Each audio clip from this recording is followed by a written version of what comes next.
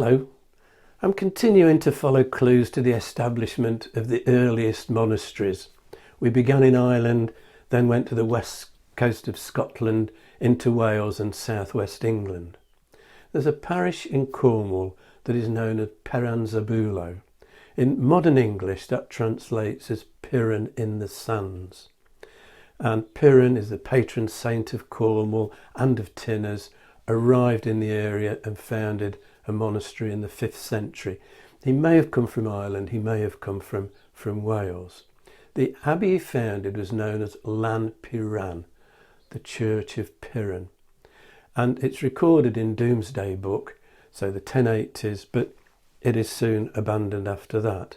And we don't know the exact location of Piran, but logic suggests that it would be around the remains of a church which is known as St Piran's Oratory, that was buried under Gear Sands to the north of Perranporth. It's one of the most important early Christian sites in Britain.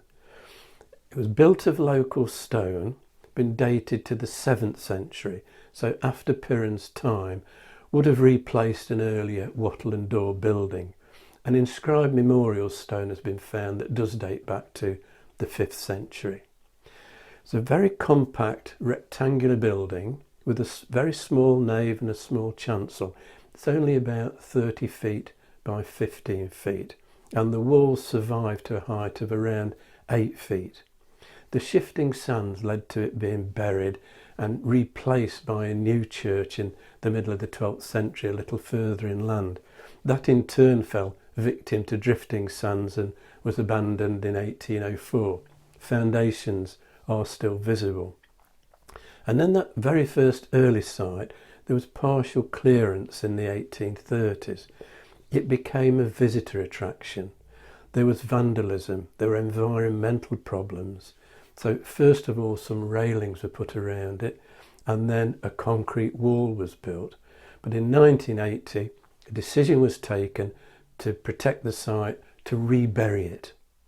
And then 5 years ago, a group of people who had formed St Piran's Trust re-excavated the building. It is still locked. There are occasional open days, but you can get good views from outside. There's also an early medieval cemetery that's associated with this site, also subject to the wind-blown sands, and bones sometimes pop up. And burials have been found in both stone and slate kists. And the foundations of another building at the west end of the little oratory, so probably a baptistry, also lost beneath the dunes. And an annual procession to the site on St Piran's Day, which is the 5th of March. And our other sites in the southwest, we have a little place called St Kew. It's north of Wadebridge, the site of a possible early monastery founded by St Docco, who was a Welsh monk. We have a life of St Samson, written around about 700, that records a visit by Samson to a monastery in the early 6th century founded by Docco. There he is met by a man called Junavius, which implies that he's a successor to Docco who's already passed on. Why do we associate St Kew with Docco? Well, Kew was Docco's sister. The church, local church, is now St James and St Kew. It was rededicated in the Victorian period. Now you might think that's little hard evidence for an early monastery, but there's also an inscribed stone in the church. On it is written the name Justi. It is written in Latin, it's also written in Ogham, almost certainly a memorial to a 5th century monk. Now what we can see by these early sites that we've been looking at in the last few videos is that when Pope Gregory sends Augustine and his companions on their mission to convert the Anglo-Saxons in 597, there's already a significant number of monasteries established, but they're chiefly in Wales and the west coast of Scotland. What I've been calling Celtic Christianity, a more precise term might be British Christianity. And British Christianity has been cut off from Rome. it is still practicing its original observances. Rome has evolved and changed, so now there are differences. In Britain, the monks don't do the tonsure on the head. They have different rites of baptism. Importantly, their calculation of the date of Easter, Christianity's most important holy day, is different from Rome. All this will lead to the Synod of Whitby in 664, which establishes Roman practice, and that will prevail. But it's a long time before it's adopted everywhere. It's not adopted in Cornwall and Devon for around 40 years, 50 years before it's accepted on Iona, over 100 years before most of Wales accepts Roman traditions. And even in the 1180s, Gerald of Wales is describing British Christian practice still being observed on the monastery on Bardsey Island and at Bethgelert. Now, Augustine himself founded a monastery just outside the walls of Canterbury in 598, originally dedicated to St Peter and St Paul, later became St Augustine's. It was dissolved in 1538. The ruins can still be seen. That was followed by a religious house for nuns at Lyminge, which was abandoned after Viking raids. And there were other early foundations by Augustine and his team at Reculver, at Thanet and at Sheppey. And this process of Christianisation of Anglo-Saxon England that is begun by Augustine and his companions is then continued by missionaries operating in the main from the monastic bases. There are one or two people working from cathedrals under bishops, but most of the work is undertaken by the monasteries.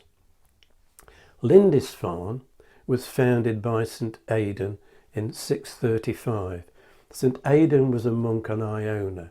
He was probably invited to Northumbria by the king Oswald, who then made Lindisfarne, probably uninhabited or virtually so at the time, offered that as a base. And this began a remarkable period of monastic development in the northeast of England, wide influence throughout Britain and beyond, great centre of learning Northumbria in the 7th and 8th century. The site of that first monastery, at least the heart of it, is assumed to be beneath the later medieval Benedictine priory. This is an impression of what the site might have looked like from the evidence that we have. And the most famous monk on Lindisfarne, St Cuthbert, in the 7th century. Just off Lindisfarne, which is accessible twice a day at low tide, there's a causeway today, there is a little islet called St Cuthbert's Island, and you can scramble across to that at low tide, across a pebbly beach.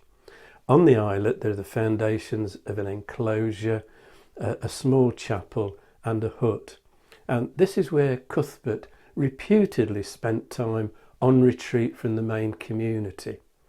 And what we can see here is Cuthbert struggling to reconcile the desire of the monks for physical isolation with being part of a monastic community and a missionary centre.